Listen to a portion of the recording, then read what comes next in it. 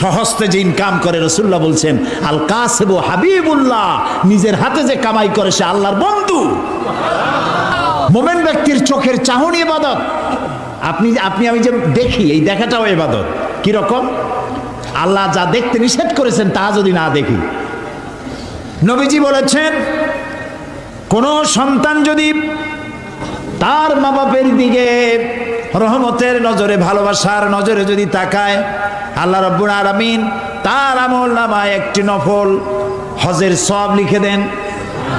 সাহাবীরা জিজ্ঞেস করলেন, ইয়া রাসূলুল্লাহ, যদি কোনো সন্তান তার মা বাপের দিকে দৈনিক 100 বার তাকায় তো কি হবে?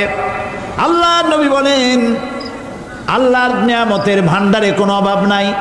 কোন বান্দা যদি তার মা বাপের দিকে দৈনিক 100 বার তাকায়, আল্লাহ রাব্বুল আলামিন তার আমলনামায় 100টা কবুল নফল হজের সওয়াব দিয়ে দিবেন। তা আপনার আমার চোখের চাহনি ইবাদতের মধ্যে শামিল। আপনি ব্যবসা করবেন, এটা ইবাদত।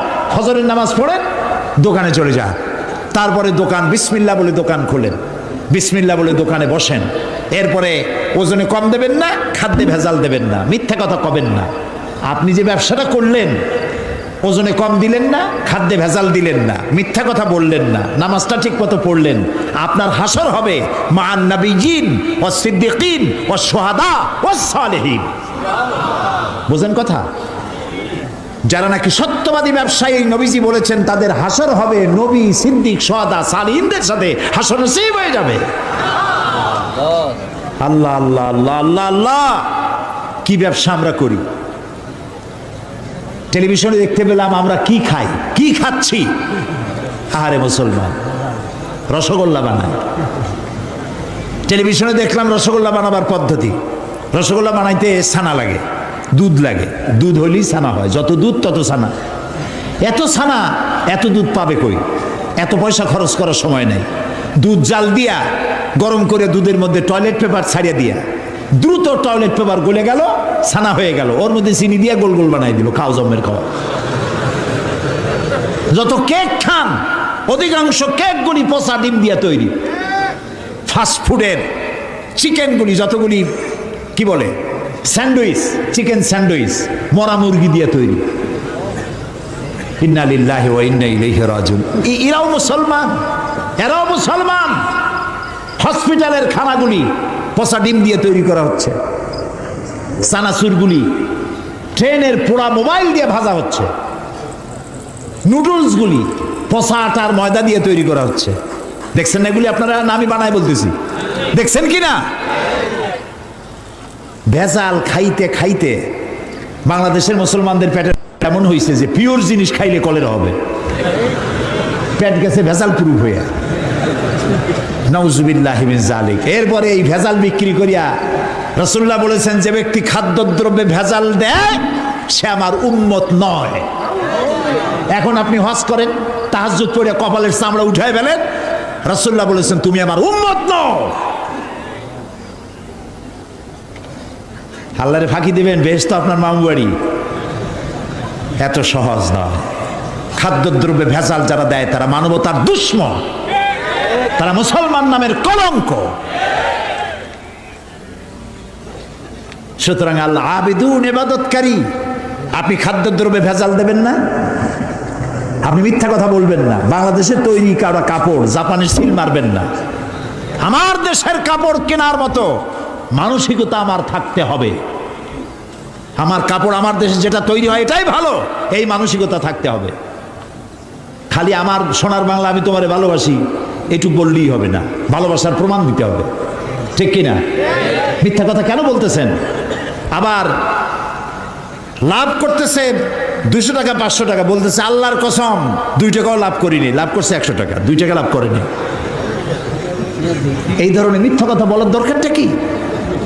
আপনি বলেন আমি ব্যবসায় লাভ করবো না, তো আমি চলবো কি করে? আপনি কত করতেছেন তা বলার দরকার নেই। আর অতি মুনাফাখুরি। এই যে রমজান মাসে জনমের মতো পেঁয়াজের দাম বাড়লো, আটার দাম বাড়লো, আরো কিসের কিসের দাম বাড়লো জনমের মতো। কেন এই দাম বাড়ে? এই জন্য দাম বাড়ে, মুসলমানের এইগুলি আগের থেকে কিনে রাখে 2 মাস 3 মাস আগে, রোজাদারদের কষ্ট দেওয়ার জন্য। আরে রোজাদারের মুখের দুর্গন্ধ আল্লাহর কাছে মিস্ক এবং আম্বরের চাইতে পবিত্র। রোজাদারদের জন্য আল্লাহ তাআলা জান্নাতের একটা আলাদা গেট রেখেছেন, যার নাম রায়্যান। এখানে শুধু রোজাদারেরা প্রবেশ করবে। সব রোজাদার যখন এই গেট দিয়ে প্রবেশ করবে, গেট বন্ধ হয়ে যাবে, আর কেউ ঢুকতে পারবে না। রোজাদারদের সাথে আল্লাহ স্পেশাল সাক্ষাৎ দিবেন, সুবহানাল্লাহ। সেই রোজাদার দিয়ে ব্যবসা করো। 2-3 মাস আগের থেকে রোজার আইটেমগুলি কিনে জমা করিয়া তারপরে রোজাদারদের উপরে ব্যবসা করো। তোমার ব্যবসা নিয়ে কোন জাহান্নামে থাকবে দেখবে। মুসলমান কপাল পোড়া, কি এর ইবাদত করে? সুতরাং আপনার ব্যবসা ইবাদত। আপনি জমিন চাষ করতে যাবেন, আপনি চাষি, আপনি উত্তম কাজ করছেন। আপনাকে কৃষক বলে কে ঘৃণা করবে? এই চাষের কাজ সর্বপ্রথম করেছেন আবুল বাশার হযরত আদম আলাইহিস সালাম, নিজ হাতে চাষ করেছেন। যারা হাদিয়া খায়, শুধুমাত্র হাদিয়া দিয়ে জীবন চালায়, কোনো কাজ কাম নাই, খালি হাদিয়ার উপরে নির্ভর আছে, এরকম একজন নবীর নাম শোনান আমারে, একজন নবীর নাম শোনান উম্মতের হাদিয়া দিয়ে জীবন চালাইছে। কোন? আমি আপনার কাছে শিখে যাই। একজন নবীও উম্মতের উপরে নির্ভরশীল ছিলেন না। হযরত ইদ্রিস আলাইহিস সালাম দর্জি ছিলেন। দর্জি বোঝেন কি? টেইলর, দর্জি ছিলেন। দাউদ আলাইহিস সালাম কর্মকার ছিলেন, লোহা গুলি দিয়ে অস্ত্র নির্মাণ করতেন, লোহা দিয়ে বিভিন্ন জিনিস তৈরি করতেন। এভাবে করে প্রত্যেক পয়গম্বরের কাজ ছিল। নবী করিম সাল্লাল্লাহু আলাইহি সাল্লাম ব্যবসা করেছেন। অনেক অফিসার আছেন, জোহরের নামাজের সময় ছুটি নিয়ে আসছেন, জোহরের নামাজ পড়লেন, ঠিক আছে পড়ুন জামাতে, সুন্নত পড়লো, নফল পড়লো, এরপরে বসে বসে তাসবিহ টিপতে থাকলেন, জায়েজ নাই। যেহেতু আপনি সরকারের একজন কর্মচারী, আপনি ফরজ এবং সুন্নত পড়ার এখতিয়ার আছে। নফল বাড়ি যেয়ে পড়েন, তাসবিহ বাড়ি যেয়ে পড়বেন। গভর্নমেন্টের নির্ধারিত সময় যে আপনি ইবাদতের মধ্যে, জিকির আজকারের মধ্যে নষ্ট করলেন, বেতন নেবেন। হালাল হবে না বেতন, এর নাম ইসলাম, বাস্তব ধর্মী ইসলাম। আপনার রুজি হালাল হতে হবে। সুতরাং আপনি চাষ করতে যাবেন, আপনি যতক্ষণ ময়দানে চাষ করতে থাকবেন, আপনার নামায় আমলে সব লেখা হইতেই থাকবে। সেটাও সর্বনাশ আমরা করছি। চাষ করতে গিয়ে সব জায়গায় মাথা ভালো থাকে, যেই না আইলের কাছে যায় তখন গরুর মাথা খারাপ হয় না লাঙ্গলের মাথা খারাপ হয় আল্লাহই জানে।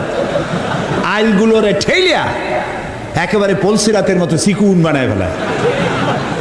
আচ্ছা ভাই বলেন তো, মাটিকে আপনি খাইতে পারবেন? বরং মাটি আমাদের খাবে। চাওয়ার কোনো শেষ নাই, পাওয়ারও শেষ নাই, আরো চাই, আরো চাই, আরো চাই। আল্লাহর নবী বলেন, লাউ কানা লি ইবনি আদামা ওয়াদিম মিন যাহাবিন লাহাব্বা ইয়াকুনা লাহু সানিন। কোন বান্দাকে যদি একটি মাঠ ভরে স্বর্ণ দেওয়া হয়, সে বলবে আল্লাহ আমারে আরো একটা মাঠ ভরে যদি স্বর্ণ দেওয়া হতো। আল্লাহর নবী বলেন, ওয়ালা ইয়ামলাউ জাওফা ইবনু আদামা ইল্লা তুরাব। মানুষের পেট কবরের মাটি ছাড়া কোনো জিনিস দিয়ে ভরবে না। দেখছেন, এমপি হইলে কয় আহারে মন্ত্রী যদি হইতে পারতাম। একটা গাড়ির মালিক আহারে যদি আরো 8টা-10টা গাড়ি হইতো। একটা হোটেলের মালিক আরো যদি 5টা হইতো। ইবাদত মানে শুধু নামাজ রোজা না। আল্লাহ তাআলা বলছেন, মা খালাকতুল জিন্না ওয়াল ইনসা ইল্লা লিয়াবুদুন। ইবাদত ছাড়া তৈরি করি নেই। যদি নামাজ রোজা হজ যাকাতই শুধু ইবাদত হয়, তাহলে তো সব কাম কাজ ফালাইয়া মসজিদে বসে থাকা লাগবে। ইবাদতের ব্যাপক অর্থ রয়েছে, জানতে হবে, বুঝতে হবে। ইবাদত কারে কয়? প্রিয় ভাই সব, সেই সত্যিকারের ইবাদত করতে হবে আমাদেরকে। জীবনের সব ক্ষেত্রে আল্লাহর হুকুম মানার নামই হলো ইবাদত। সুবহানাল্লাহ কর। জীবনের সকল ক্ষেত্রে আল্লাহর হুকুম মাফিক জীবন পরিচালনা করার নাম ইবাদত। খাওয়ায়, পড়ায়, ওঠায়, বসায়, চলায়, রাজনীতি, অর্থনীতি, ইলেকশন, ভোট, নির্বাচন, সবটা ইসলাম। ইসলাম। যারা ধর্ম নিরপেক্ষ তারা কয় ধর্ম আর রাজনীতি আলাদা। কে তোমারে কইল ধর্ম আর রাজনীতি আলাদা? তুমি কে না এই ফতোয়া দিতে? তুমি কে? ধর্ম আর রাজনীতি যদি আলাদা হয়, তাহলে দাউদ আলাইহিস সালামকে কি বলবেন আপনি? সুলাইমান আলাইহিস সালামকে কি বলবেন? সুলাইমান আলাইহিস সালাম সারা দুনিয়ার রাষ্ট্রপ্রধান ছিলেন না? বানায় কইলাম না, কোরআন শরীফে আছে। সারা দুনিয়ার রাষ্ট্রপ্রধান ছিলেন। কেডা কথা কয়? দাউদ আলাইহিস সালাম রাষ্ট্রপ্রধান ছিলেন, মুসা আলাইহিস সালাম রাষ্ট্রপ্রধান ছিলেন, ইউসুফ আলাইহিস সালাম প্রথমে মন্ত্রী ছিলেন, তারপরে রাষ্ট্রপ্রধান ছিলেন। মুহাম্মদুর রাসূলুল্লাহ সাল্লাল্লাহু আলাইহি ওয়াসাল্লাম 12.5 লক্ষ বর্গ মাইল এলাকার প্রেসিডেন্ট ছিলেন, রাষ্ট্রপতি ছিলেন। ধর্ম আর রাজনীতি যারা আলাদা বলে তারা মুসলমান নয়, মুসলমান নয়, মুনাফিক, মুনাফিক, মুনাফিক।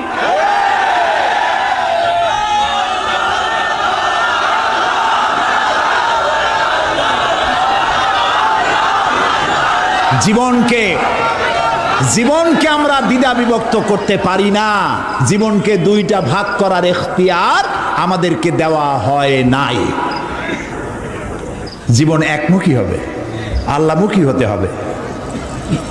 আল্লাহ যা বলেছেন, রসুল যা করেছেন তাই আমাকে করতে হবে। বলুন, রসুল্লাহ প্রেসিডেন্ট ছিলেন না? রসুল্লাহ সেনাপতি ছিলেন না? রসুল্লাহ শ্রমিক ছিলেন না? রসুল্লাহ রসুল্লাহ নানা ছিলেন না? স্বামী ছিলেন না? আমার জীবন, আপনার জীবনের এমন কোন দিক আছে যেদিকে তিনি আদর্শ হিসাবে নাই? সুতরাং ধর্মনিরপেক্ষ মতবাদের স্রষ্টা হচ্ছে শয়তান। ধর্মনিরপেক্ষ মতবাদের স্রষ্টা কে? চিল্লায় বলো। আর ইসলামের স্রষ্টা কে? আল্লাহ, আল্লাহ, আল্লাহ। এই জন্য একজন মুসলমান কোন অবস্থাতে ধর্মনিরপেক্ষ হতে পারে না। আমি মুসলমান, আমাকে ধর্মের পক্ষে থাকতে হবে। হিন্দু ধর্মের পক্ষে থাকতে হবে, খ্রিস্টান ধর্মের পক্ষে থাকতে হবে। একবার পার্লামেন্টে ঢুকতেছিলাম, ধর্মনিরপেক্ষবাদীদের একজন মুরব্বী, দাড়ি পাকা, আজ তিনি বেঁচে নাই, তার সঙ্গে একসঙ্গে হাঁটতেছিলাম। বললাম, ভাই, আপনাদের সাথে তো আমাদের কোনো জমি জমা নিয়ে মামলা মোকদ্দমা নাই, আপনিও আমার পাকা ধানে মই দেন নাই, আমিও আপনার হালের গরু পিটাই মারি নাই, কোনো শত্রুতা নাই। শুধু যদি এই ধর্মনিরপেক্ষতা বাদ দিতে পারতেন, আপনাদের সাথে আমাদের তো কোনো সমস্যা নাই। কয়েছে ধর্মনিরপেক্ষ বাদ দেবো কেন? আল্লাহ নিজেই তো ধর্মনিরপেক্ষ। কইলাম, আস্তাগফিরুল্লাহিল আযীম। আয় আয়, কয় কি? আল্লাহর চাইতে ধর্মের পক্ষে আছে কেনা? আল্লাহ তো নিজেই বলেছেন, ইন্নাদ-দীন ইনদাল্লাহিল ইসলাম। আমার কাছে কেবলমাত্র, একমাত্র, ওনলি ওয়ান পছন্দনীয় মনোনীত জীবন ব্যবস্থার নাম ইসলাম, ইসলাম, ইসলাম। তো আল্লাহর চাইতে ধর্মের পক্ষে আর কে আছে? কি উল্টা বুঝলো! হায় হায় রে, মারা গেছে লোকটা, এখন কি নিরপেক্ষ হইতেছে আল্লাহই জানে। প্রিয় ভাই, সব বুঝে শুনে কাম করেন। চিরকাল আমরা এখানে থাকবো না, বিদায় হইতে হবে এবং আল্লাহর কাছে আমাদেরকে উঠতে হবে। এই জন্য যে যত বক্তৃতা করুক আর যাই কিছু করুক না কেন, আপনি পরকালের চিন্তা করবেন। এমন কাজ করা যাবে না যা আল্লাহ রাজি নাই। ধর্মনিরপেক্ষ মতবাদ মুসলমানের জন্য গ্রহণ করা জায়েজ নাই, জায়েজ নাই, জায়েজ নাই। এটি সুস্পষ্ট হচ্ছে আল আবিদুন, ইবাদতকারী। জীবনের সকল ক্ষেত্রে ইবাদত করতে হবে কার? আল্লাহ তাআলা। আল্লাহর ইবাদত দিয়ে যেন আমরা জীবন চালাইতে পারি, আল্লাহ যেন তৌফিক দান করে দেন। এবং এই ইবাদত আমাদের করতে হবে মৃত্যু পর্যন্ত। কতক্ষণ? এই যে এখন যে সন্ত্রাস চলছে, এই সন্ত্রাসের অবস্থা থেকে যদি বাঁচতে চাই আর ক্ষুধার সময় যদি খেতে চাই, কি সুন্দর একটা সূরা আছে, সূরা কুরাইশ। আল্লাহ তাআলা বলছেন, ফালইয়াবুদু রাব্ব হাযাল বাইত। হে কুরাইশরা, যদি ক্ষুধার সময় যদি তোমরা শীত ও গ্রীষ্মে নিরাপদে থাকতে চাও, যদি নিরাপত্তা পেতে চাও, ফালিয়াবুদু রাব্ব হাযাল বাইত, এই ঘরের মালিকের ইবাদত করো। কোন ঘর? বাইতুল্লাহ শরীফ। এই ঘরের মালিকের ইবাদত। মালিক কে? এই ঘরের মালিকের ইবাদত করলে কি হবে? আল্লাহ তাআলা বলেন, আল্লাযী আত'আমাহুম মিন জু'ইন ওয়া আমানাহুম মিন খাউফ। এই ঘরের মালিকের ইবাদত করো, কি হবে? ক্ষুধার সময় তিনি খাদ্য দিবেন, ভীতির সময় তিনি নিরাপত্তা দান করবেন। সুবহানাল্লাহ। আমরা তো এটাই চাই। আমার ক্ষুধার সময় খাবার চাই, ভীতির সময় নিরাপত্তা চাই। কে দিতে পারবেন? কে দিতে পারবেন? আল্লাহ তাআলা দিতে পারবেন। আমরা কি জান্নাতে যেতে চাই? বলেন, যেতে চাই?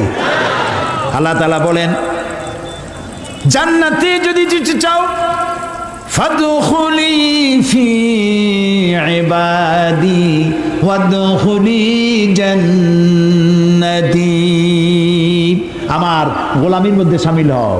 ফাদখুলি ফি ইবাদি, আমার বান্দাদের মধ্যে শামিল হয়ে যাও। ওয়াদখুলি জান্নাতি, এরপরে আমার জান্নাতে চলে যাও। গোলাম না হইয়া শিরক বিইবাদাতি রাব্বিহি আহাদা, এবং আল্লাহর ইবাদতের মধ্যে কাউকে শরীক স্থাপন করো না।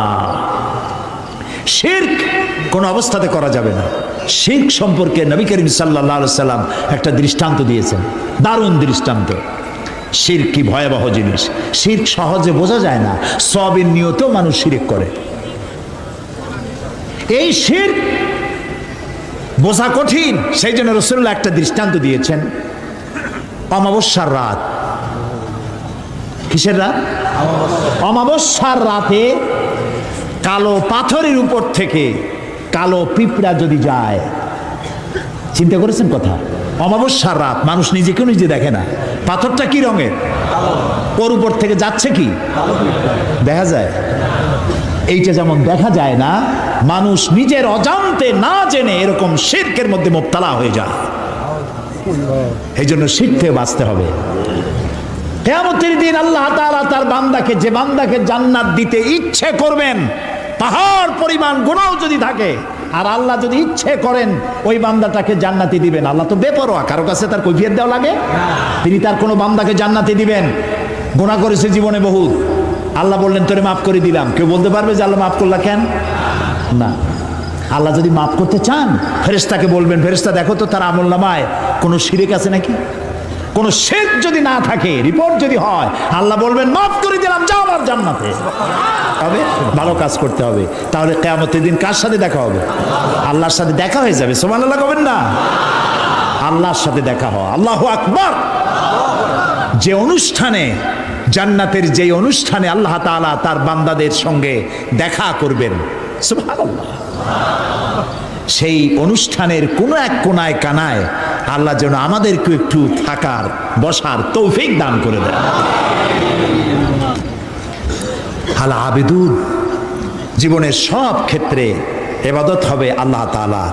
আর ইবাদত কাকে বলে? এক কথায় বলে দিলাম, আল্লাহর হুকুম মাফিক জীবন পরিচালনা করা, রাসূলুল্লাহর বিধান অনুযায়ী জীবন পরিচালনা করার নামটাই হলো ইবাদত। এখন আপনি যাই করেন, আল্লাহ এবং রাসূলের হুকুম মাফিক হতে হবে। 3 নম্বরে বলা হয়েছে আল হামিদুন, প্রশংসাকারী। কার প্রশংসা? বলেন সবাই। আল হামিদুন, প্রশংসাকারী।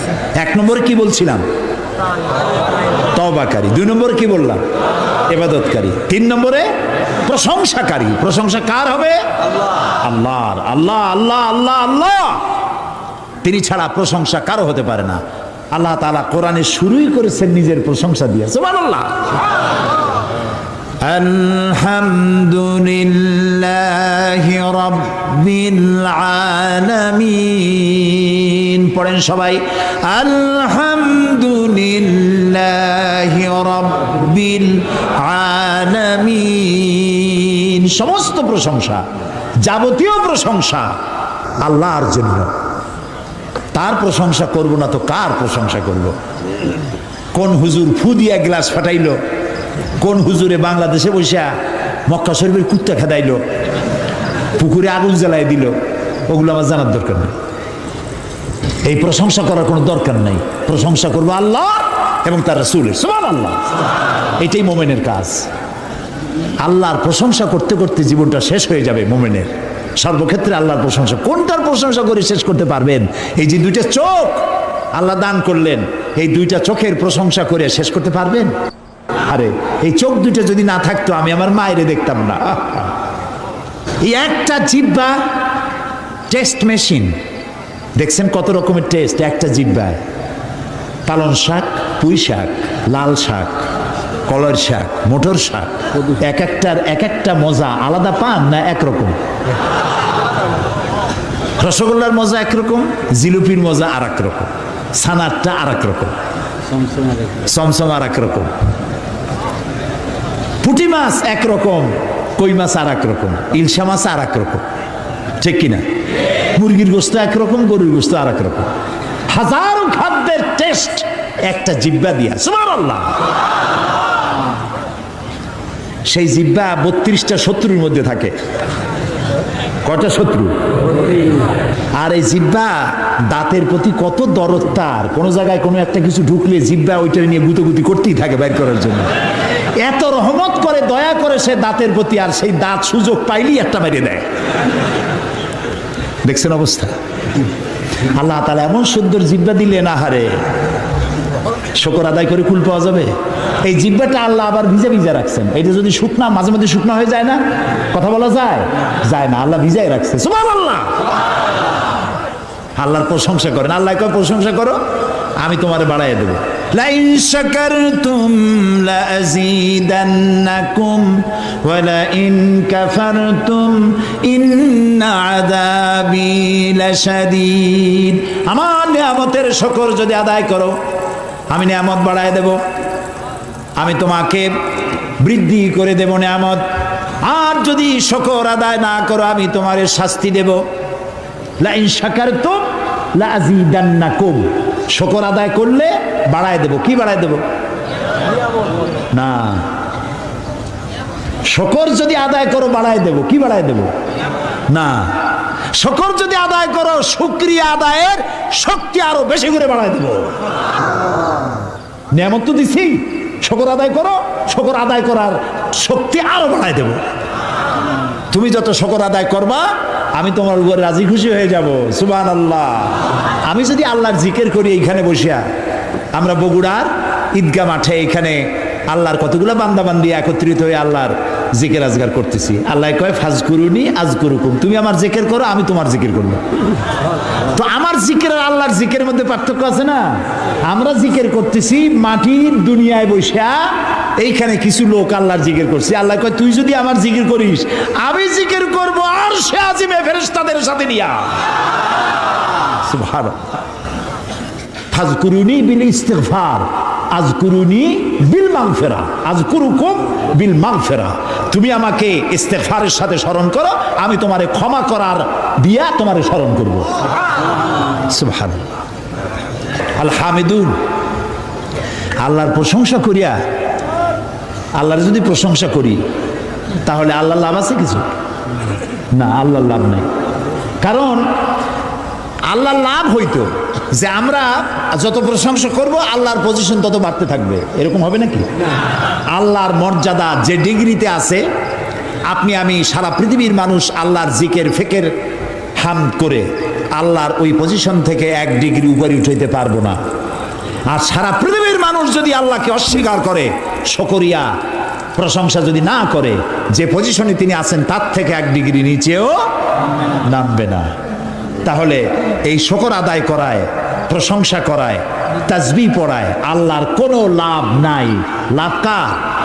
বলেন আমার, বলেন আমার লাভ। আমি যত শুকর করব, জিকির করব, আল্লাহ তত আমার মর্যাদা বাড়াই দিবেন। সুবহানাল্লাহ, সুবহানাল্লাহ। এই জন্য প্রশংসা হবে কেবলমাত্র কার? আল্লাহ তাআলার প্রশংসা করতে হবে। সুবহানাল্লাহ। এই যে গাছপালা দেখতে পান চতুর্দিকে, এই গাছগুলি কার জিকির করে? বাতাস তার শনশন রবে, পাখিগুলি তার কলো কাকলিতে, নদীগুলি তার কুলুকুলু নাদে, গাছের পাতাগুলি তার মর্মর রবে। যত ধরনের শব্দ আমরা শুনতে পাই, সমস্ত শব্দগুলি কোনো শব্দ নয়, ওর থেকে তারা আল্লাহর তাসবিহ পড়ে। সুবহানাল্লাহ, আল্লাহু আকবার, আলহামদুলিল্লাহ তাসবিহ তারা পড়তে থাকে। ওয়ালাকিন লা তাফকাহুনা তাসবিহাহুম, ওদের তাসবিহ তোমরা বুঝতে পারো না। ওরা সব সময় সবাই আমার জিকির করছে, তাসবিহ পড়ছে। আল হামিদুন, সুতরাং তুমি আমার প্রশংসা করো, শুকরিয়া আদায় করো, তাহলে আমি তোমার নিয়ামত বাড়াইয়ে দেব। প্রিয় ভাই সব, আল্লাহর এই নিয়ামতের শুকর আমরা যেন জীবনের সব ক্ষেত্রে করতে পারি, এ তৌফিক যেন আল্লাহ আমাদেরকে দান করে দেন। আমরা বলি আমিন। মুমিন ব্যক্তিদের জন্য 8টা কোয়ালিটি থাকতে হবে। 8টি কোয়ালিটি হলেই পরিপূর্ণ মুমিন হবে। কয়টা কোয়ালিটি? আজকে আমি 3টা কোয়ালিটির কথা আপনাদের সামনে বললাম, বাকি কোয়ালিটিগুলির কথা আগামীকাল বলবো ইনশাআল্লাহ। এবং কালকে সার নামাজের পরেই আমি শুরু করব ইনশাআল্লাহ, যাতে করে একটু বেশি সময় নিয়ে আমরা এই কোয়ালিটিগুলি শুনতে পারি। আল্লাহ যেন তৌফিক দেন, বলি আমিন। এখন মোনাজাত হবে, দাঁড়ানো ভাইরা বসেন, যত লোক দাঁড়ানো আছেন সব যার যার জায়গায় বসে পড়েন, মোনাজাতে অংশ নেন, কেউ দাঁড়িয়ে থাকবেন না, সবাই বসে। মাহফিলের মাঝখানে, মাহফিলের পাশে দাঁড়ানো ভাইদের বসতে বলছি, হাঁটতে বলি নাই। আর মোনাজাতের কথা শুনে যদি কেউ হাঁটে, তাকে চিন্তা করা দরকার আল্লাহর ফেরেশতাদের ক্যামেরায় আপনার ছবি কিভাবে উঠবে। জি, শুনতেছেন আমার কথা? মোনাজাতের কথা শুনে যদি উল্টা কেউ হাঁটে, আল্লাহর ফেরেশতাদের ক্যামেরায় তার ছবিটা উঠবে কিভাবে? মোনাজাতকে বর্জন করে অ্যাবাউট টার্ন করছেন। আল্লাহ রক্ষা করুন সকলকে, আমরা বলি আমিন। মোনাজাত কার কাছে? আল্লাহর কাছে। আমি বড় জোর 1-1.5 ঘন্টা কথা বলবো, এর বেশি নয়। সেই জন্য আপনার স্ত্রী, আপনার মেয়ে, আপনার বোন, আপনার মা, সকলে আপনাদের মেয়েদেরকে এখানে পৌঁছায় দিবেন। একটা মা যদি ভালো হয়, একটা সংসার ভালো হয়ে যায়, ঠিক না ভাই? মা বোনদেরকে, তাদের তো শোনার কোনো সুযোগ হয় না, মসজিদে যাইতে পারে না। কারা যে দেওয়ালে দেওয়ালে লেখে মহিলাদের মসজিদে যাওয়া হারাম, ঈদগাহ মাঠে যাওয়া হারাম, গণতন্ত্র হারাম, লং মার্চ হারাম, পার্লামেন্ট হারাম। মনে হয় তাদের কাছে একটা কিতাব আছে, কিতাবের নামটা হচ্ছে কিতাবুল হারাম। ওখানে হারাম ছাড়া কিচ্ছু নাই। গণতন্ত্র হারাম যারা বলে, এই জাহেলদেরকে জিজ্ঞেস করতে চাই, ক্ষমতা পরিবর্তনের জন্য গণতন্ত্র না থাকলে পদ্ধতি কি? কেমনে ক্ষমতায় যাবে মানুষ? সরকারের পরিবর্তন কিভাবে হবে? সুতরাং আজকের যারা বোমাবাজ, যারা দেওয়ালে দেওয়ালে, রাস্তায় রাস্তায় যারা লেখে গণতন্ত্র হারাম, এই বোমাবাজ ওই। শহরে যেখানে যেখানে লেখা আছে গণতন্ত্র হারাম, পুলিশের দায়িত্ব এগুলি রং দিয়ে বুঝে ফেলো, এই ধরনের লেখা যারা লেখে গ্রেফতার করো। এরা জাতির দুশ্মন। কে তোমাকে শিখিয়েছে লং মার্চ হারাম? কে তোমাকে বলেছে গণতন্ত্র হারাম? কি এর বাইয়েনাত পত্রিকা হাবিজাবি জাহিল, লেখা জানে না, পড়া জানে না, হাবিজাবি রাস্তায় সব জায়গায় লিখে গেছে তাহাজ্জুদের নামাজ জামাতে পড়া হারাম, মেয়ে লোকের ঈদের জামাতে যাওয়া হারাম। আরে বেটা, রাসূলুল্লাহ সাল্লাল্লাহু আলাইহি ওয়াসাল্লাম ঈদের দিন মেয়ে লোকদেরকে ডেকে ডেকে ঈদের ময়দানে নিয়ে যেতেন। মহিলাদের যে অধিকার ইসলাম দিয়েছে, তোমাদের মতো জাহিলরা মেয়েদেরকে সে অধিকার থেকে বঞ্চিত করেছে। সুতরাং সতর্ক হতে হবে, দেওয়ালে কারা লেখে, রাতের বেলায় দেখতে হবে কারা লিখতে আসে, গ্রেফতার করো, পিটাইয়ে হাত ভেঙে দাও। এ দায়িত্ব আপনাদের না পুলিশের, আপনারা আবার হাত বাঁধতে চান না। আমি আগামীকাল বলবো ইনশাআল্লাহ।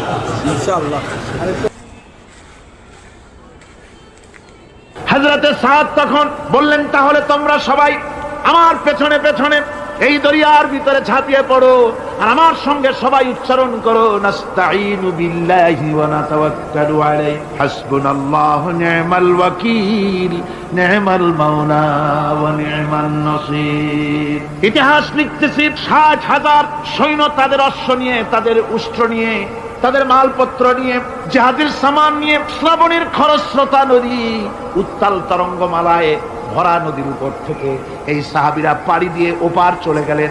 ওপার যাওয়ার পরে হযরতে সাদ বলছেন, তোমাদের কেউ কি হারায় গেছে নাকি? সবাই এদিক ওদিক তাকায়, খোঁজ করে বলল, মানুষ তো দূরের কথা, একটা উট আর ঘোড়াও একটাও হারায় যায় নাই। একজন বলল, আমার একটা পেয়ালা, যে পেয়ালা আমি পানি পান করতাম, সেই পেয়ালাটা তুফানে ছিটকে কোথায় চলে গেছে, ওইটা হারায় গেছে। হযরতে সাদ বলেন, মুজাহিদের কোনো জিনিস দরিয়া নিতে পারে না, অবশ্যই তা ফেরত আসবে। এই কথা তিনি বলতেছিলেন, হঠাৎ করে দরিয়ার কিনারে একটা আওয়াজ হলো, দেখা গেল তুফানের ভিতরে সেই হারানো বাটিটা তাদের মধ্যে ফিরে এসেছে। আল্লাহু আকবার। মুজাহিদদেরকে সাহায্য করেন স্বয়ং আল্লাহ রাব্বুল আলামিন। আফ্রিকার জঙ্গলের কাছে ভিন্ন ইতিহাস, জঙ্গলের কাছেই মুসলমানদেরকে থাকতে দেওয়া হয়েছে। মনে করা হয়েছিল জঙ্গলের সমস্ত হিংস্র প্রাণীরা এই মুসলমানদের শেষ করে দেবে, যুদ্ধ করা লাগবে না। হযরতে সাদ সে অবস্থা বুঝতে পারলেন, তিনি একটা মঞ্চ তৈরি করলেন।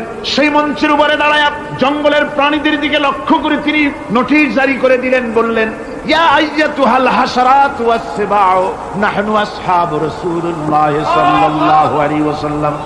হে জঙ্গলের হিংস্র প্রাণীরা, আমরা আল্লাহ রাসূলের সাহাবী, ফাইন্না নাজিলুনা ফামান ওয়াজাদনা বাদাহু কাতালনাহু।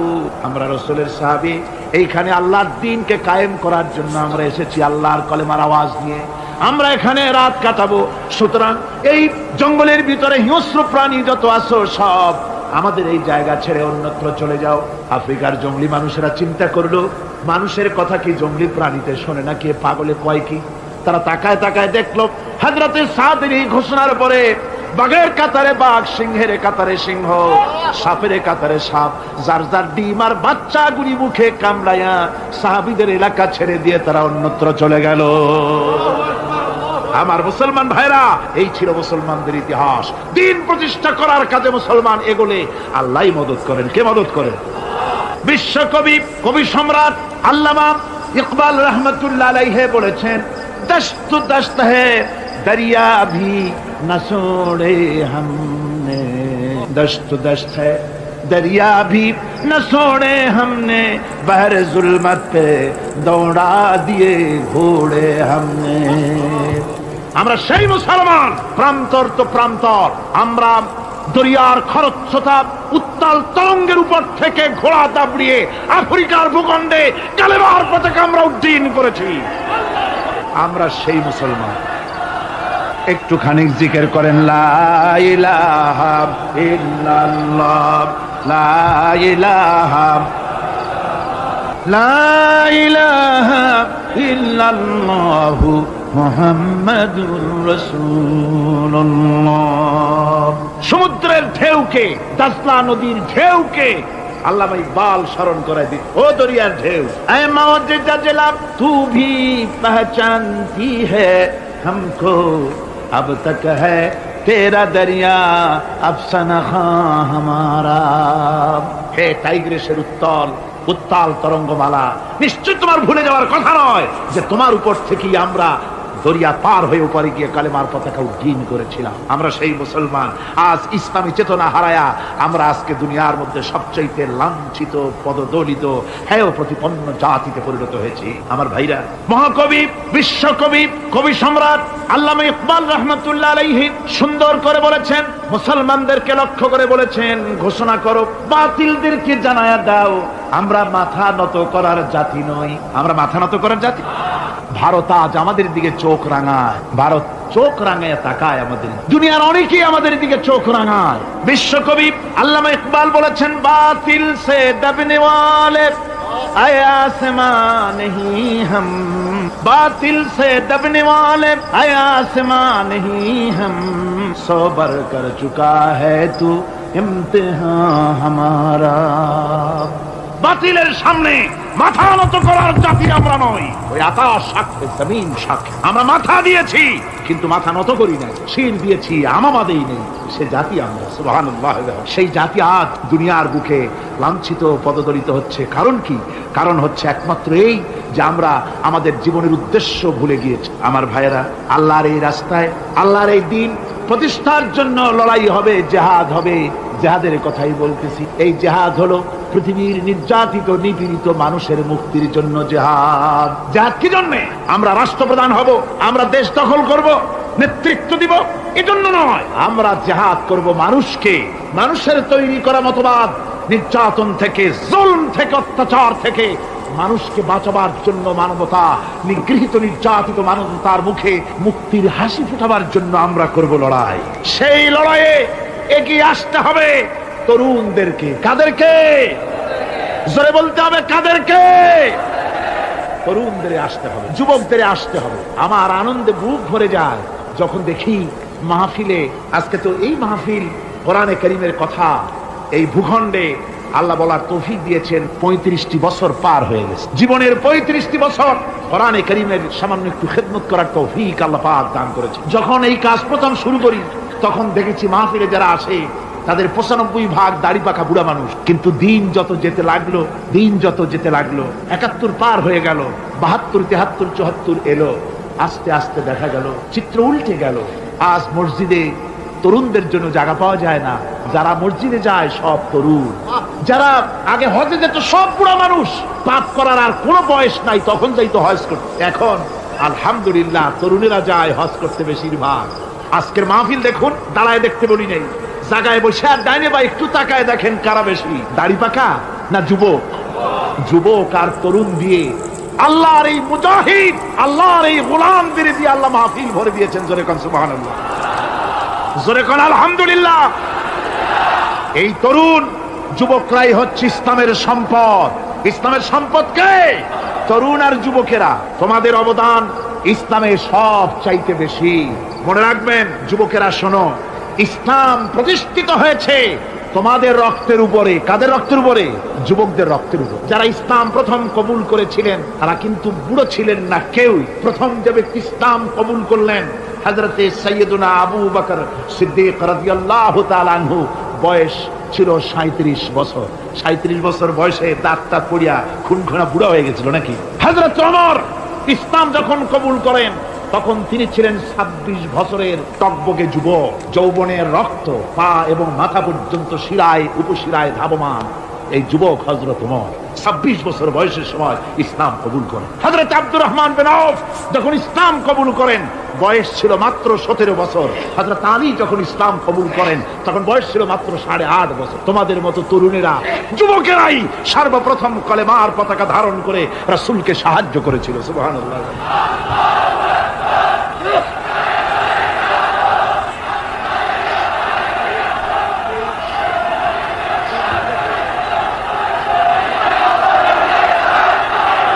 আমার মুসলমান ভাইয়েরা থামুন, আমার ভাইয়েরা, যুবকদের অবদানই চিরকাল ইসলামে বেশি ছিল।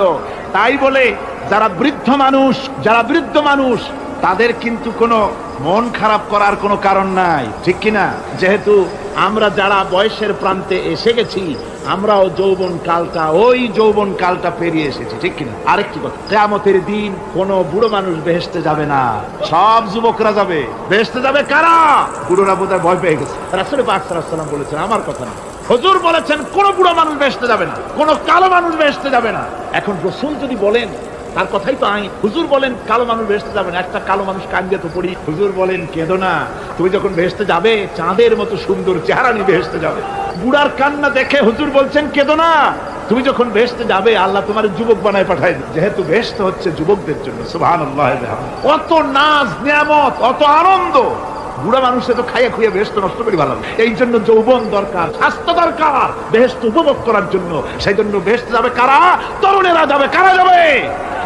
তরুণ তরুণী দিয়ে আল্লাহ পাক বেহেশত ভরে ফেলবেন। সুবহানাল্লাহ। আমার তরুণেরা, যুবকেরা শোনো, রাসূলুল্লাহ তোমাদের কত সম্মান দিয়েছে। কে সম্মান দিয়েছে? রাসূলুল্লাহ এক জায়গায় বক্তৃতা করছে। এমন সময় দেখা গেল একজন তরুণ সাহাবী, নাম তার জারীর রাদিয়াল্লাহু তাআলা। চাঁদের মতো চেহারা তার ছিল, খুব সুন্দর চেহারা ছিল তার। হযরত জারীর বসতে না পেরে জায়গা পায় না, দাঁড়ায় আছে। রাসূল নিজের গায়ের চাদরটা খুলে জারীরের দিকে নিক্ষেপ করলেন, বললেন, জারীর দাঁড়িয়ে আছো, আমার চাদরের উপরে বসো। সুবহানাল্লাহ। হযরতে জারীর রাসূলুল্লাহর চাদর নিয়ে চুমা খাইতে লাগলেন আর বললেন, আকরামাকাল্লাহ কামা আকরামতানি ইয়া রাসূলুল্লাহ। হে রাসূল, আল্লাহ আপনার সম্মান আরো অনেক বাড়িয়ে দিন, যেমন আপনি আমাকে মর্যাদা দিলেন। হে রাসূল, আপনার চাদরে পৃথিবীর কোনো মানুষ বসতে পারে? আমার তরুণ ভাইয়েরা, আমার যুবক ভাইয়েরা, তোমাদেরকে রাসূল মহব্বত করতেন, ভালোবাসতেন সবচেয়ে বেশি। তোমরা আজ বাতিলের শিকার। কার শিকার? বাতিলের শিকার। তোমাদেরকে কি দেওয়া হয়? যে সব রাজনৈতিক দলের যুবক যারা তোমরা এখানে আছো, জিজ্ঞেস করি তোমাদের নেতারা তোমাদেরকে কি দেয়? দেয় অস্ত্র, দেয় টাকা, দেয় নারী ভোগ করার জন্য পয়সা, তোমাদের চরিত্র ধ্বংস করার জন্য সব রকমের হাতিয়ার তুলে দেয়। তোমাদের হাতে শোভা পায় কলম, হাতে শোভা পায় খাতা, হাতে শোভা পায় বই। বই খাতা কলমের পরিবর্তে তোমাদের নেতারা তোমাদের হাতে তুলে দেয় স্টেন গান, তুলে দেয় হেরোইন, তুলে দেয় টাকা। এরা তোমাদের নেতা নয়, এরা তোমাদের জীবনের দুশমন। কি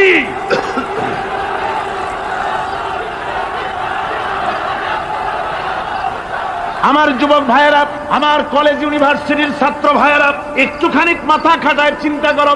তোমার নেতারা যারা ঢাকা থেকে আসে বা এখানে বাস করে, ওই নেতারা যখন রাজনৈতিক প্রোগ্রাম করতে আসে তখন কি একবারের জন্য তোমাদেরকে বলে, ও ছেলেরা তোমরা কি নামাজ ঠিক মতো পড়ো কিনা?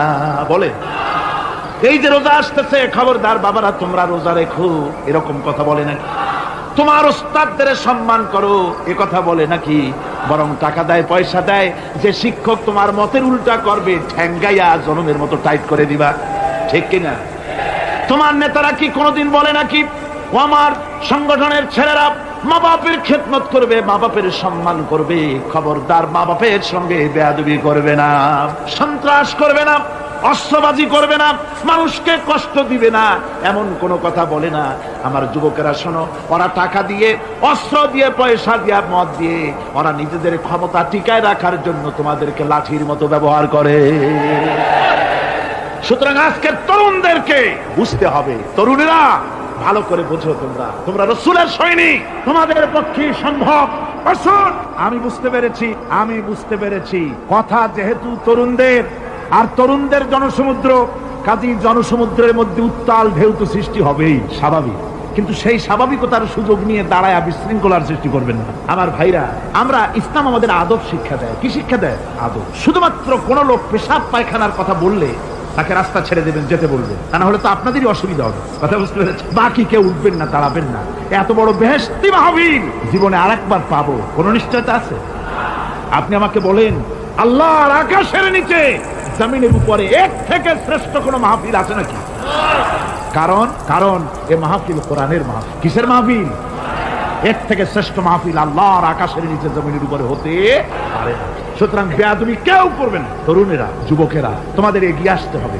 নির্যাতিত মানবতার পাশে তোমাদেরকে দাঁড়াতে হবে। আজ শ্রমিকরা তাদের ন্যায্য পাওনা পাচ্ছে না, কৃষক তাদের উৎপাদনের মূল্য পাচ্ছে না, নারী তার সতীত্বের গ্যারান্টি পাচ্ছে না। মানুষেরা আজ নির্যাতিত, নিপীড়িত। সারা পৃথিবীতে Bosnia, Algeria, Somalia, Palestine, Kashmir, Burma, Philippines, Bharat, পৃথিবীর সর্বত্র নির্যাতিত মুসলমানদেরকে বাঁচাবার জন্য আমার খালিদ বিন ওলীদের উত্তরসূরিরা, সালাউদ্দিন আইয়ুবী, জামালউদ্দিন আফগানি, হযরত আলীর উত্তরসূরি, আজকের মাহফিলের যুবক আর তরুণরা, তোমরা কি রক্ত দিতে পারবে?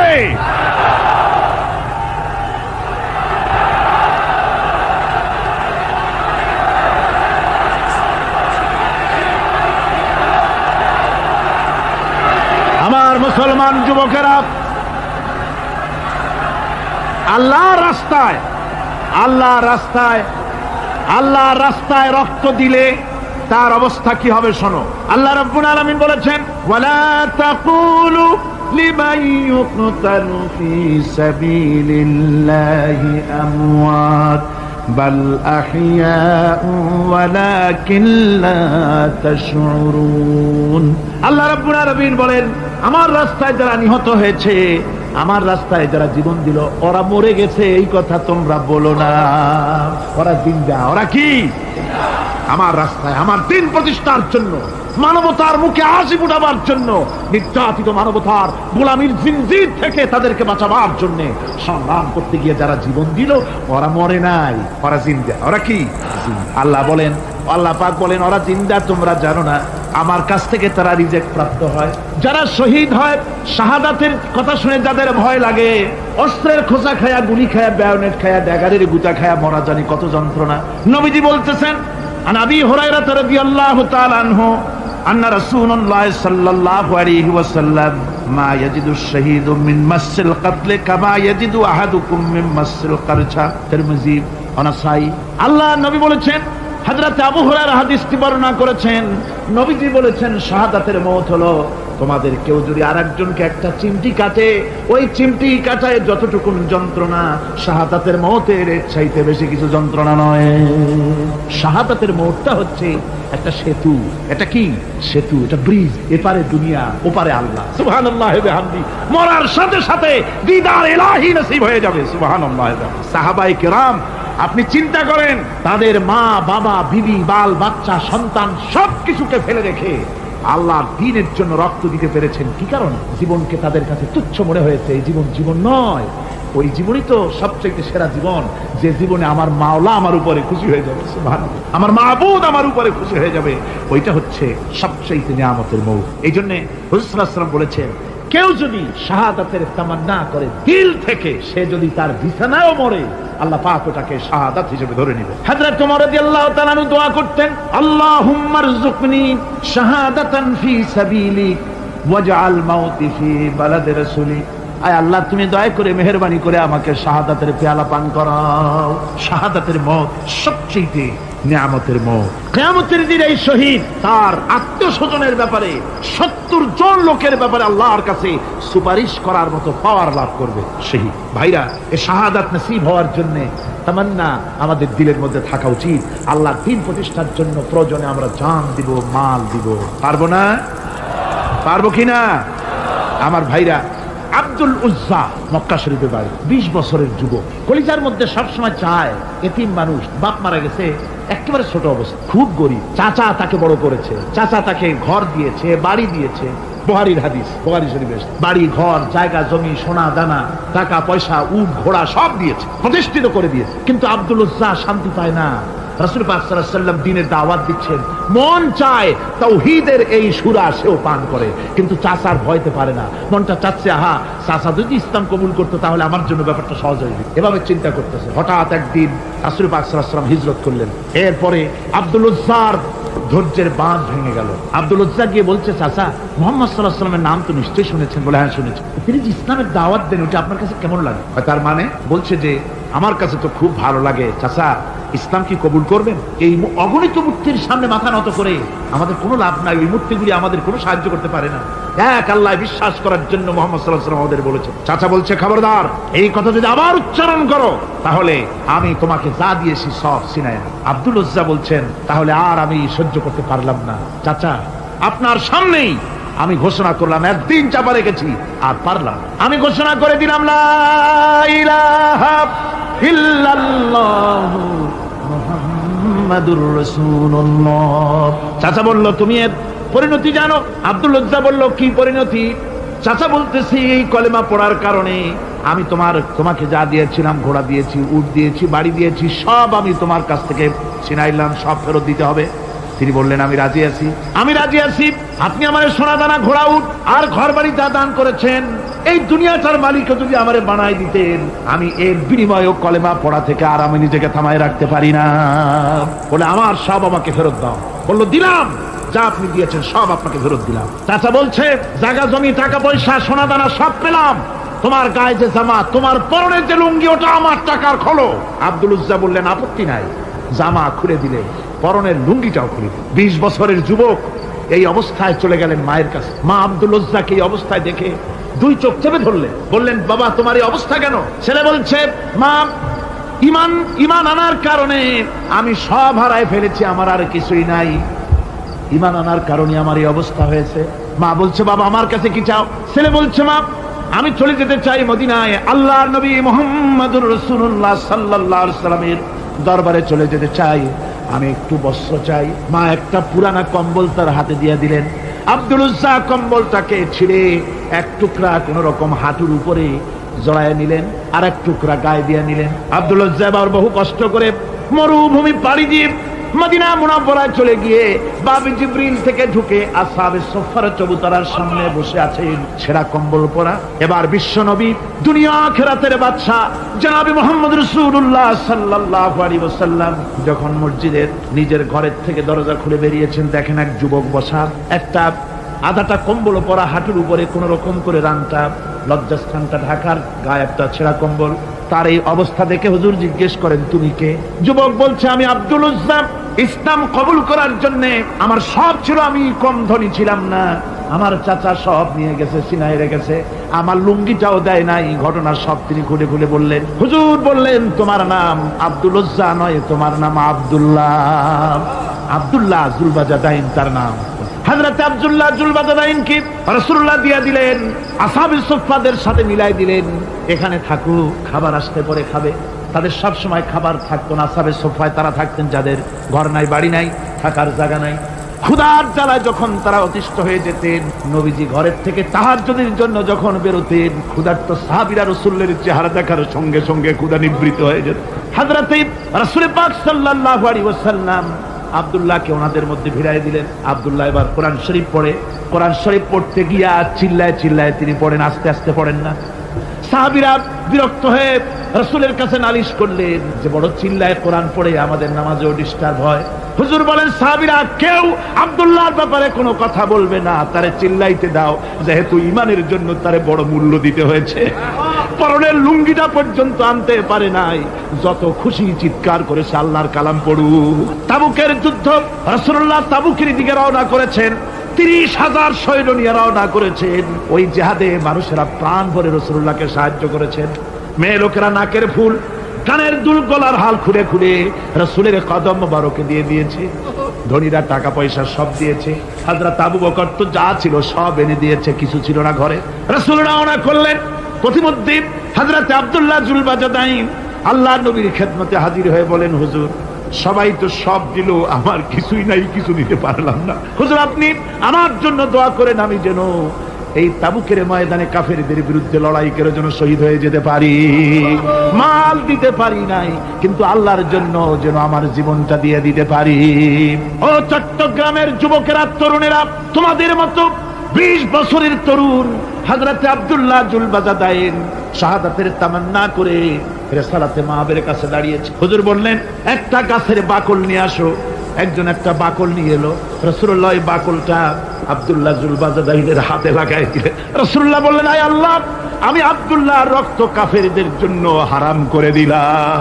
হযরত আব্দুল্লাহ বলছেন, ইয়া রাসূলুল্লাহ, আমি চাইছিলাম শহীদ হব, আর আপনি আমার রক্তটা হারাম করে দিলেন কাফেরদের জন্য। আল্লাহর নবী বলেন, আব্দুল্লাহ রে, কোনো চিন্তা করো না, তোমার মৃত্যু যদি জ্বরেও হয়, আল্লাহ রাব্বুল আলামিন তোমার শাহাদাতের দরজা দিয়ে দিবে। তাবুকের প্রান্তরে চলে গেলেন। কয়েকদিন ওই তাবুকের ময়দানে থাকায় রাসূলের কাছে খবর এলো, আব্দুল্লাহ মারাত্মক জ্বরে আক্রান্ত হয়ে ইন্তেকাল করেছেন। রাসূলুল্লাহ বললেন, আমি জানাজা পড়াবো। হযরতে আব্দুল্লাহর জানাজা হলো গভীর রাত। কবরের ভিতরে একজন দাঁড়ায়া লাশ ধরার জন্য একজন কবরের ভিতরে দাঁড়িয়েছে। 2 জন লোকে লাশ নিয়ে আসতেছে। হযরতে বেলাল আলো উঁচু করে দাঁড়ায় ধরে আছে। অন্ধকার রাত, কবরের ভিতরে একজন দাঁড়ানো, লাশ নিয়ে এসেছে 2 জনে। কবরের ভিতরে যিনি দাঁড়ানো, তিনি বলছেন, এই লাশকে তোমাদের ভাইকে আদবের সাথে কবরে রাখো। কবরের মধ্যে যিনি দাঁড়ানো তিনি আর কেউ নয়, বিশ্বনবী মুহাম্মদুর রাসূলুল্লাহ সাল্লাল্লাহু আলাইহি ওয়াসাল্লাম। হযরতে রাসূলুল্লাহ বলতেছেন, আবু বকর ওমর, তোমাদের ভাইকে আদবের সাথে কবরে রাখো, খবরদার বেয়াদবি করো না। কবরের মধ্যে আল্লাহ নবী আব্দুল্লাহ জুলবাজাদাইনকে নিজ হাতে শোয়াই দিয়া কবরের উপরে পাথর বিছিয়ে দিয়ে নবীজি বললেন, রব্বুল আলামিন, আজকের এই সন্ধ্যা পর্যন্ত আমি আব্দুল্লাহর প্রতি রাজি ছিলাম, তুমিও আব্দুল্লাহর প্রতি সন্তুষ্ট হয়ে যাও। হযরত ইবনে মাসউদ রাদিয়াল্লাহু তাআলা আনহু বলেন, আমি চিৎকার মেরে কেঁদে কেঁদে বললাম, আল্লাহ, আজকে যদি এই কবরে আব্দুল্লাহ না হয়ে আমি হতাম, আমার কিসমতটা ভালো হয়ে যেত। যুবকেরা, ও তরুণ মুসলমানেরা, তোমরাই রক্ত দিয়ে ইসলাম কায়েম করেছো। কে কায়েম করেছে ইসলাম? মুসলিম তরুণেরা, মুসলিম যুবকের। তোমাদের অবদান সব চাইতে বেশি। আজ মুসলমান যুবকদের চরিত্র নাই, মদ, জুয়া, জিনা, ব্যভিচার করে করে সর্বনাশ করে দেওয়া হলো। সরকারি ভাবে, বেসরকারি ভাবে, বিভিন্ন ভাবে যুবকদেরকে মিসগাইড করার জন্য মদ দেওয়া হয়, টাকা দেওয়া হয়, অস্ত্র দেওয়া হয়, সব দিয়ে যুবকদের চরিত্র নষ্ট করা হচ্ছে। অথচ যুবক হচ্ছে একটা জাতির মেরুদণ্ড। জাতির কি মেরুদণ্ড? এই মেরুদণ্ডকে ঘুরে ধরেছে, এই মেরুদণ্ড নষ্ট করার ব্যবস্থা করা হয়েছে। আমার মুসলমান ভাইয়েরা, হাদিস থেকে শোনো, বদরের প্রান্তরে যুদ্ধ হবে। রাসূলুল্লাহ সাহাবায়ে কিরামদেরকে রেডি করেছেন, কিন্তু এই যুদ্ধটা বড় মারাত্মক। এই জিহাদ বড় মারাত্মক। জিহাদ হবে, চাচার বিরুদ্ধে ভাতিজা জিহাদ করবে, বাপের বিরুদ্ধে সন্তান অস্ত্র ধারণ করবে, ভাইয়ের বিরুদ্ধে ভাই অস্ত্র ধারণ করবে। কোন জায়গা? বদর। কোন জায়গায়? বদর। মক্কা থেকে যারা আসতেছে সব চাচা, ভাই, মামু, খালু, এরা আপন আপন লোকেরা আপন লোকের বিরুদ্ধে অস্ত্র ধারণ করবে। এটা কি সহজ? কোন এটা কি সহজ? রাসূলুল্লাহ যুদ্ধের কথা মানুষকে বুঝাচ্ছেন, একটু ইতস্তত করে। হযরত রাসূল পাক সাল্লাল্লাহু আলাইহি ওয়াসাল্লাম যুদ্ধের কথা সাহাবায়ে কিরামদের সামনে পেশ করতেছেন আর একটু ইতস্তত করতেছেন। এই কঠিন যুদ্ধে সাহাবীরা কিভাবে মেনে নেবে? রাসূলের মনের অবস্থা বুঝতে পেরে হযরত মিকদাদ রাদিয়াল্লাহু তাআলা আনহু, বর্ষিয়ান সাহাবী, তিনি দাঁড়ায় গেলেন। তিনি দাঁড়ায় বলছেন, ইমদি বিনা ইয়া রাসূলুল্লাহ হাইসু মা তাশা।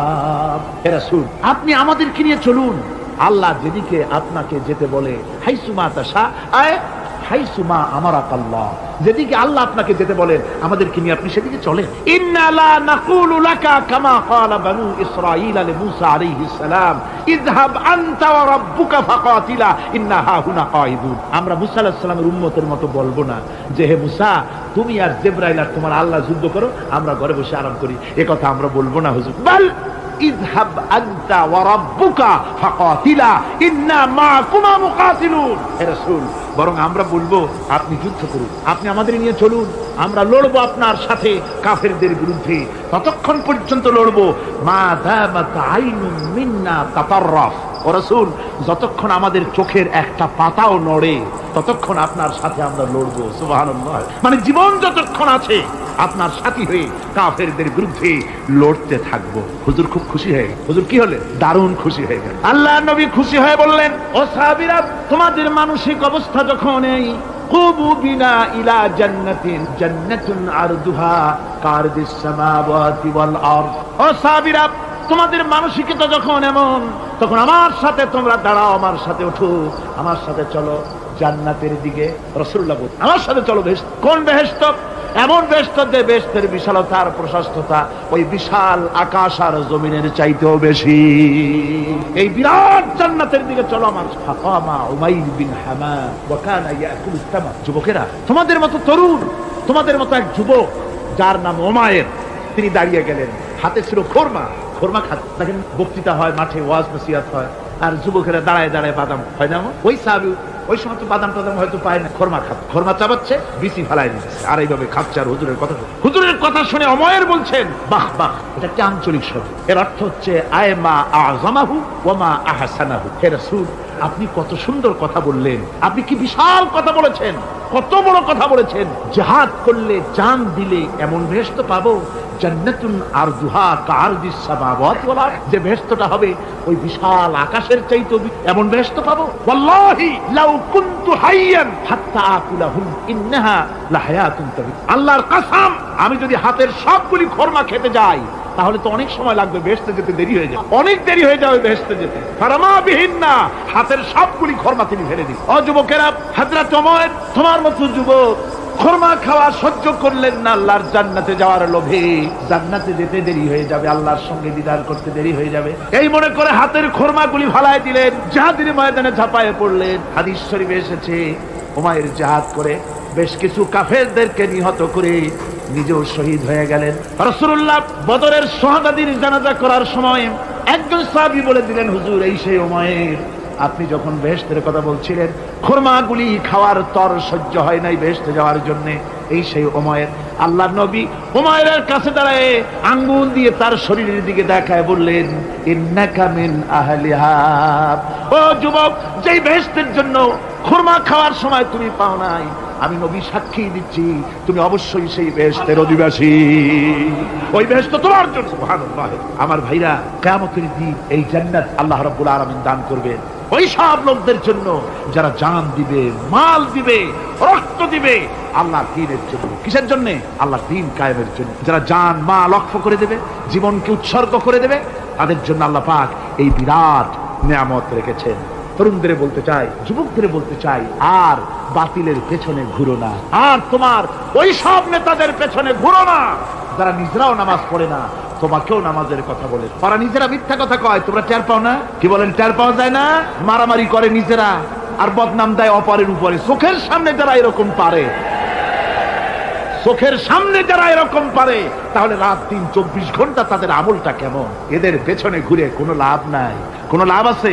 হ্যাঁ, একটা লাভ আছে। সেই লাভটা হচ্ছে টাটকা কিছু সুখ পেতে পারো, কিছু মদের টাকা, কিছু হোটেলের টাকা, কিছু পরের মেয়ে নিয়ে ঘোরার টাকা, কিছু ভ্রমণের টাকা, কিছু অস্ত্রপাতি, ত্রাস সৃষ্টি করা। আর ত্রাস সৃষ্টি করবা, কয়টা অস্ত্রের মালিক হইছো? যুবক, তরুণ, বিপদগামী তরুণদের বলবো, সরকার অননুমোদিত অস্ত্র যাদের কাছে আছে, শুনে রাখ, এই অস্ত্র কাউকে ক্ষমা করে, এই অস্ত্র কাউকে ক্ষমা করে না। সাপ পোষার মতো, যে সাপ তুমি দুধ কলা দিয়ে পোষো, ওই সাপ তোমাকে আবার দংশন করবে। ওঝা মরে না? মরে না। সাপ খেলা যারা দেখায় তারা মরে কিনা? ওই সাপেই তাকে কাটে। সুতরাং গভর্নমেন্ট অনুমোদিত অস্ত্র তোমার কাছে, পাইপ গান, রিভলভার, স্টেন গান, এলএমজি, আদমজি, কত রকমের অস্ত্রপাতি যুবকদের কাছে। ঘুম নাই, সারা রাত অস্ত্র থাকে কাছে, আর কি কি লাল পানি খাইয়া চোখ দুইটা থাকে এত বড় বড়, দেখলেও ভয় করে। মাথায় ভাল্লুকের মতো মানুষ মারো তোমরা, মানুষ মারো। আহা, যারে মারলা একটুখানি হিউম্যান বিবেক দিয়ে চিন্তা করো। যাকে মেরেছ ওই রাত্রে তার বাড়ির কাছে যাও, ওই রাত্রে গোপনে তার বাড়ির কাছে গিয়ে দেখো তার মা কিভাবে তার সন্তানের জন্য কাঁদতেছে। মায়ের কোলটা খালি হয়েছে বলে কিভাবে কাঁদতেছে, তার বাবা কিভাবে কাঁদতেছে, তার বউ থাকলে কিভাবে ছটফট করতেছে, তার কলিজার টুকরা সন্তান থাকলে কিভাবে আব্বা আব্বা বলে কাঁদতেছে। যারে গুলি করে মেরেছো একবার বাড়ির কাছে গিয়ে কান পাচা শোনো। মনে রাখো যুবক, সন্ত্রাসীরা শুনে রাখো, অস্ত্র দিয়া মানুষকে যারা মেরেছো, আল্লাহর কসম করে বলি যেভাবে মেরেছো ওইভাবে তোমাকেও নিহত হতে হবে, কোনো সন্দেহ নাই। বাড়িতে গিয়ে ডায়েরিতে লিখে রাখো আমার কথা। থামুন, বাড়িতে গিয়ে ডায়েরিতে লিখে রাখুন, ডায়েরিতে লিখে রাখুন। যদি তুমি কাউকে হত্যা করে তার বউকে যদি বিধবা বানায় থাকো, তোমার বউ বিধবা হবেই। তুমি যদি কারো ছেলেকে এতিম বানায় থাকো, তোমার ছেলেকে আল্লাহ এতিম বানায় রাস্তায় ভিক্ষা করায় ছাড়বে। তুমি যদি কারো বাপকে মাকে কাঁদায় থাকো, আল্লাহ রাব্বুল আলামিন তোমার মা বাপকে কাঁদাবে। তুমি যদি বেয়নটের খোঁচা দিয়া, ড্যাগারের খোঁচা দিয়া একটা মানুষকে যদি বুক ফেলে থাকো, তোমার বুকটা ঝাঁঝরা করে দেওয়ার মতো অস্ত্র আল্লাহ তৈরি করে রেখেছে। বিশ্বাস করো, বিশ্বাস করো। অননুমোদিত অস্ত্র থানায় জমা দিয়ে দাও, মসজিদে ঢোকো, নামাজ পড়ো, চরিত্রবান হয়ে যাও। তোমাদের প্রতি আমার উদাত্ত দাওয়াত, আমার বুক ভরা দরদ। তোমাদের বিরুদ্ধে আমাদের কোনো বিদ্বেষ নাই, হিংসা নাই, আছে কলিজা বড় দরদ। দেখতে পাচ্ছি জাহান্নামের দিকে যাচ্ছে। এ পথটা কোন দিকের পথ? যারা বলেন কোথার পথ? ওই নেতাদের পিছনে আর চলো না, তওবা করো। ওই নেতাদের পিছনে আর যাবে না যারা তোমাদেরকে টাকা দেয় আর অস্ত্র দেয়, যারা তোমাদেরকে মদ দেয় আর নারী দেয়, ওদের পিছনে আর চলবে না। ওয়াদা করো। যুবকরা কি পারবে ওয়াদা করতে? ওই সব নেতাদের পিছনে জীবনে আর যাবে না। ওয়াদা করতে পারো? হাত উঁচু করে দেখাও যুবকেরা।